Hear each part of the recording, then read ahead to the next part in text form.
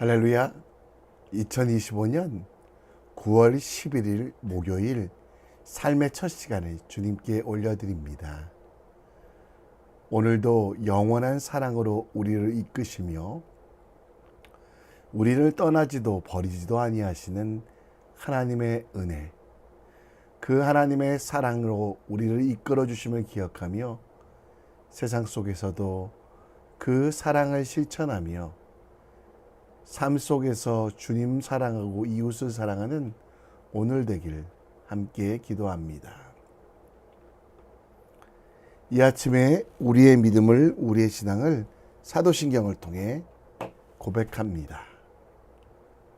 전능하사 천지를 만드신 하나님 아버지를 내가 믿사오며 그 외아들 우리 주 예수 그리스도를 믿사오니 이는 성령으로 잉태하사 동정녀 마리아에게 나시고 본디오 빌라도에게 고난을 받으사 십자가에 못 박혀 죽으시고 장사한 지 사흘 만에 죽은 자 가운데 다시 살아나시며 하늘에 오르사 전능하신 하나님 우편에 앉아 계시다가 저리로서 산자와 죽은 자를 심판하러 오시리라.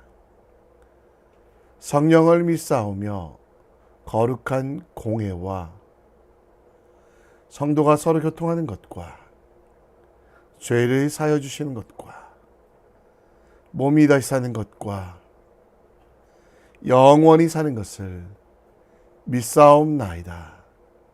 아멘. 우리 함께 찬송합니다. 찬송가 552장입니다.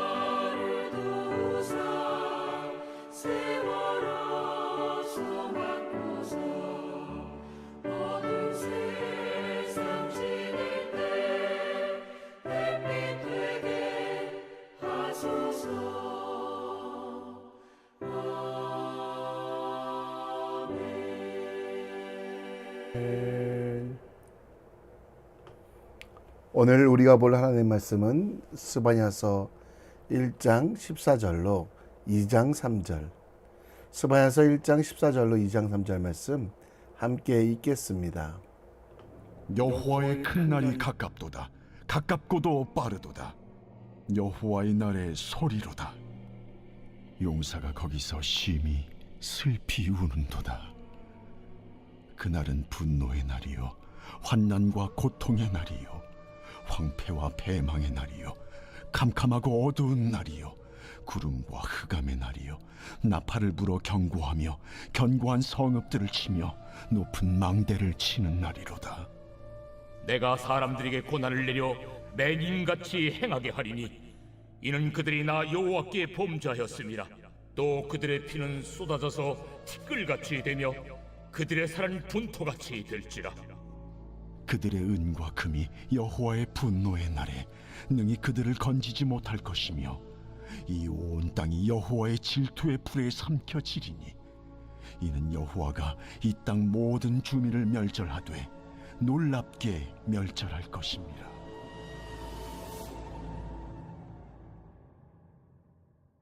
제2장.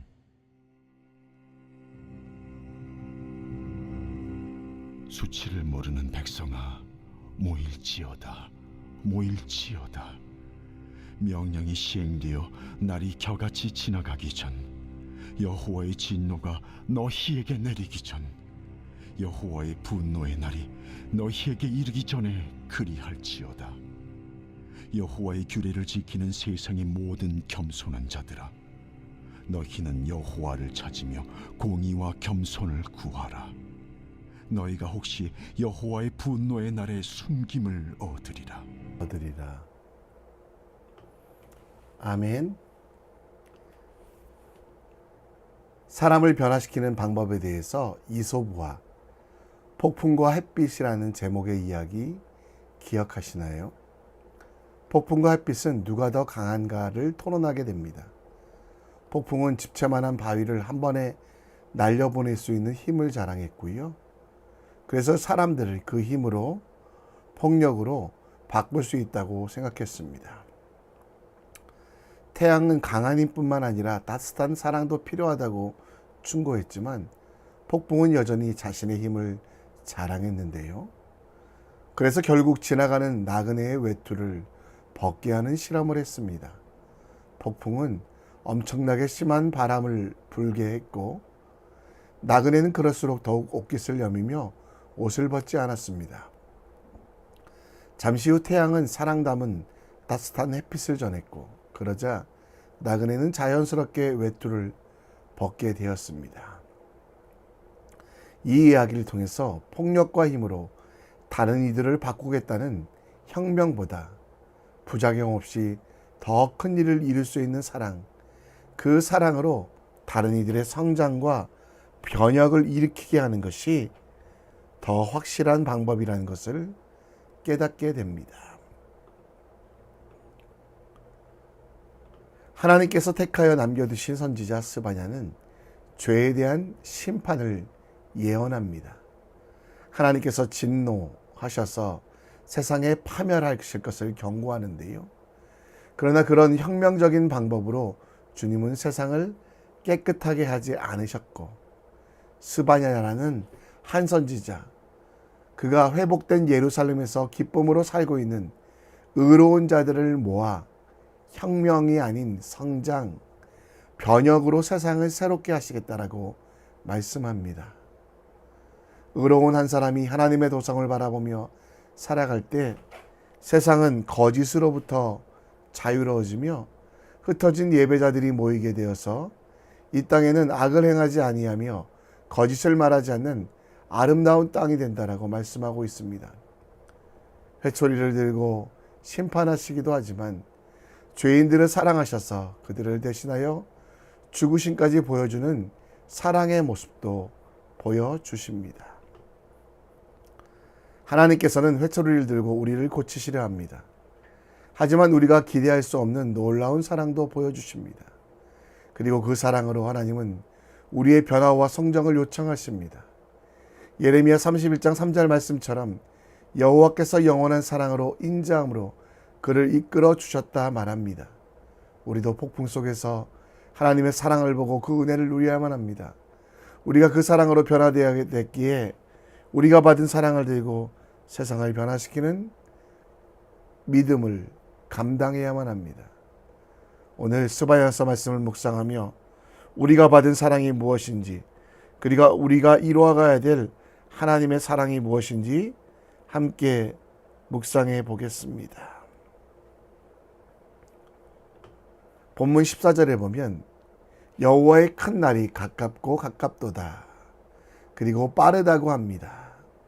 여호와의 큰 날은 심판의 날, 곧 하나님께서 폭풍과 같이 회초리를 들고 악한 자들을 심판할 날들을 말합니다.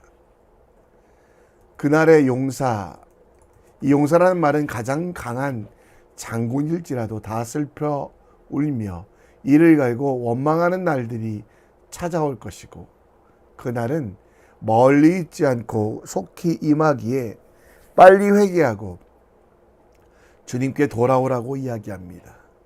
스바냐가 기원전 620년 전에 경에 사역했으니 남유다의 멸망이 기원전 586년 30-40년 후에 일어날 일들을 분명히 이야기하며, 그날이 가까이 오면 세상의 모든 사람에게 큰 고통이 있음을, 용사도 강하고 날랜 사람도 그 분노를 피할 수 없음을 이야기합니다.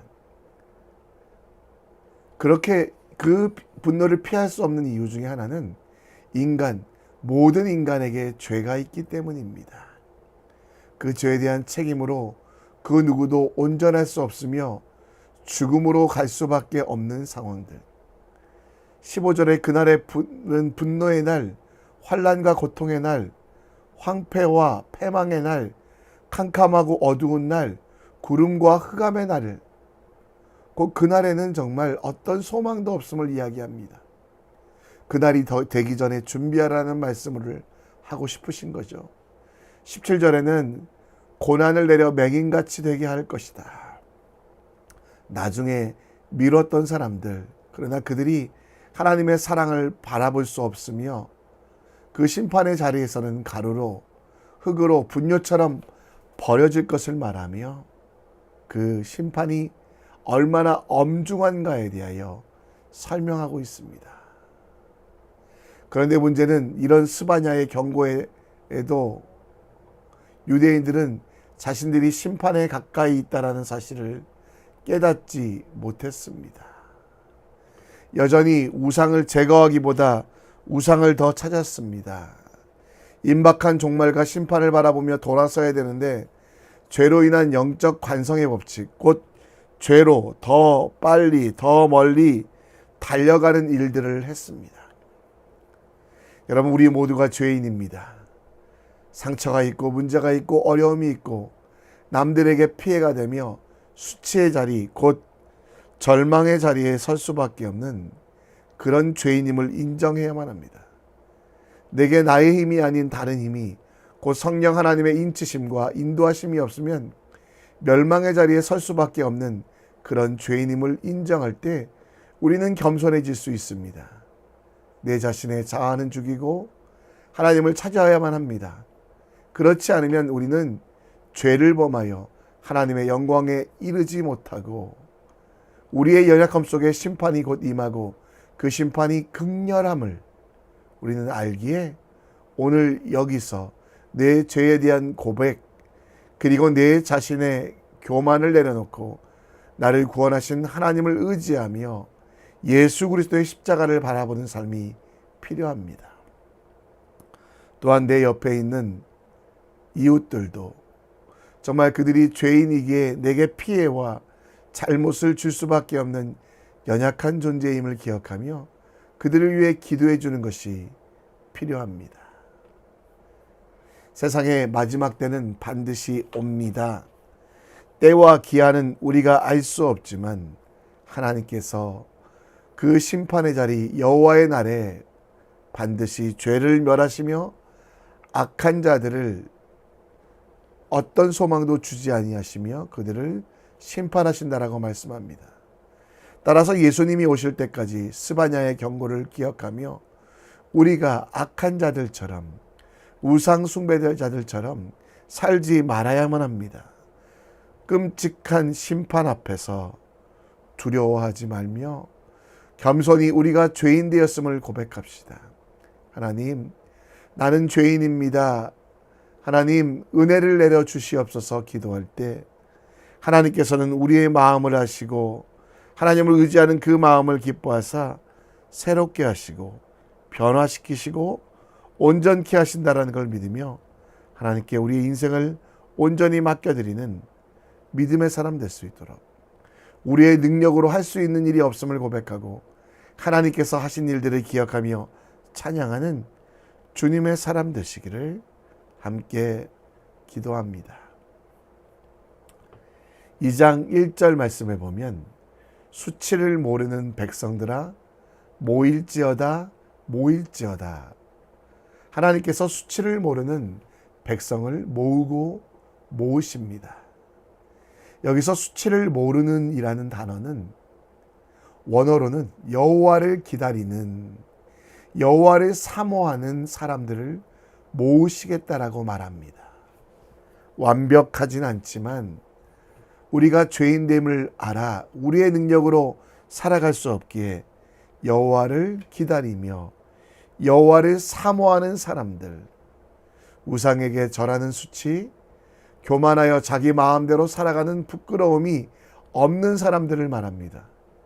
불구덩이와 같이 뜨거운 심판의 자리에서도 하나님을 경외하고 여호와를 기다리는 사람들을 구별하여 모으시겠다라고 말씀하고 있습니다.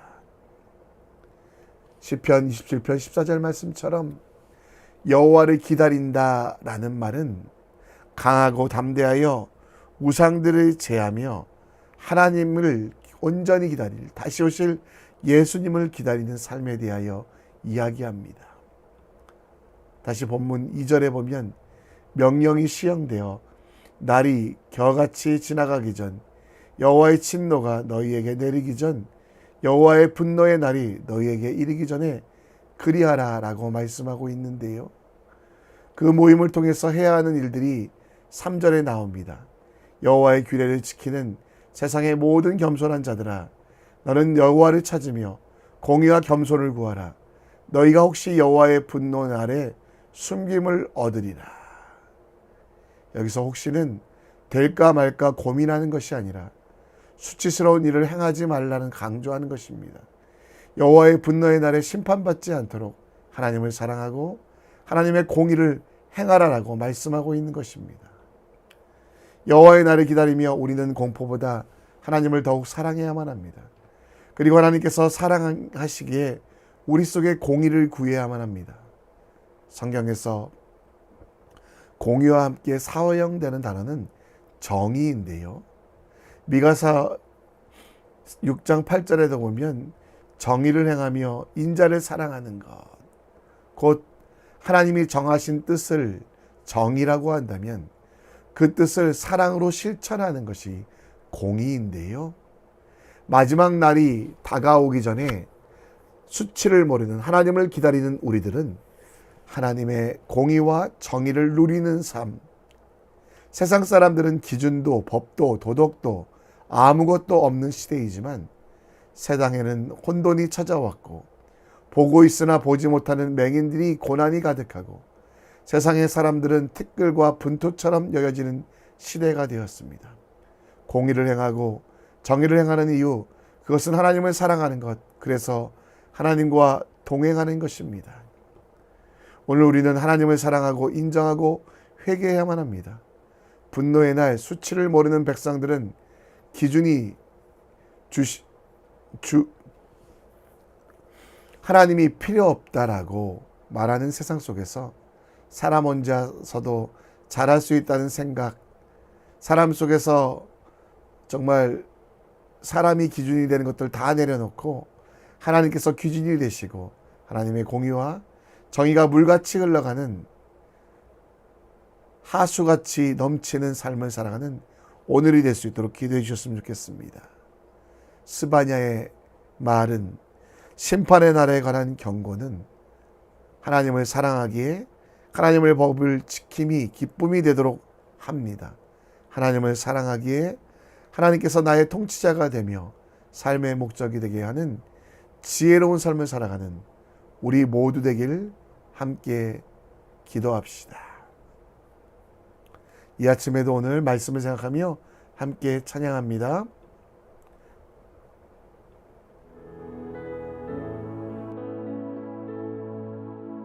너의 하나님 여호와가 너의 가운데 계시니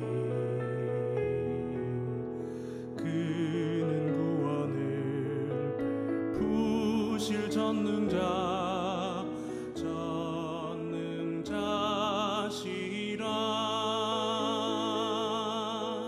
그가 너로 인하여 기쁨을 이기지 못하시며 너를 잠잠히 사랑하시며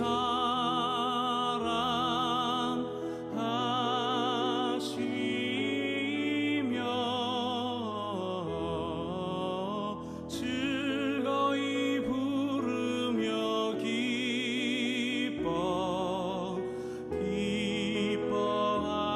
기뻐하시리라. 너의 하나님 여호와가 너의 가운데 계시니 그는 구원을 베푸실 전능자시라.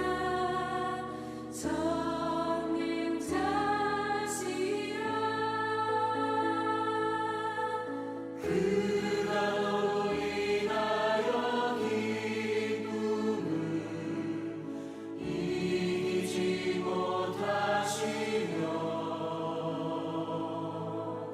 너를 잠잠히 사랑하시며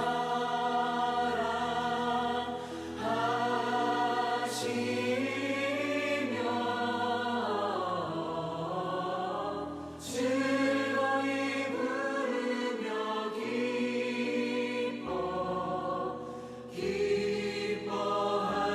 기뻐하시리라. 그가 너로 인하여 기쁨을 이기지 못하시며 너를 잠잠히 사랑하시며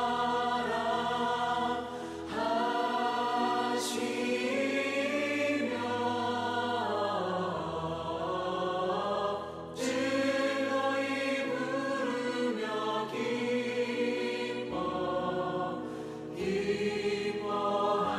기뻐하시리라. 즐거이 부르며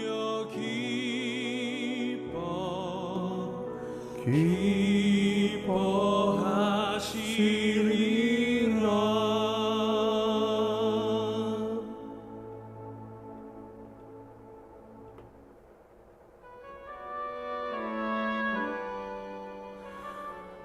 우리 함께 기도합니다. 오늘 스바냐의 경고 속에 나와 상관없는 일이라고 생각하지 마시고요. 우리도 전에는 죄악된 모습이었음을 기억하며 또 지금도 죄를 짓는 약한 존재인 것, 그래서 하나님을 의지하며 겸손히 예수 그리스도의 이름으로 기도하는 하나님의 사람 될 수 있도록 주여 나는 죄인입니다. 나를 불쌍히 여기셔서 고백하며 우리가 하나님 없으면 얼마나 연약한 존재인지 깨닫는 시간 될 수 있도록 인도해 달라고 기도해 주시고요. 하나님이 우리를 사랑하십니다. 수치를 모르게 하시며 우리를 하나님을 기다리는 사랑하는 이들에게 가장 좋은 것을 주신다라고 말씀합니다. 그러나 거기서 끝나지 아니하고 오늘 하나님을 사랑함으로 공의와 정의를 행하는 하나님의 뜻이 무엇인지 말씀을 통해 분별하고 그 말씀을 실천하는 믿음의 사람 될 수 있도록 우리 함께 기도합시다. 다음 세대를 위해 기도해 주시고요. 청년들 취업을 위해 기도해 주시고 또 군대 가 있는 유학가에 있는 지체 위하여, 또 O레벨, A레벨 보는 아이들, 태중에 있는 아이들 위해서 함께 기도했으면 좋겠습니다. 다 같이 기도합니다.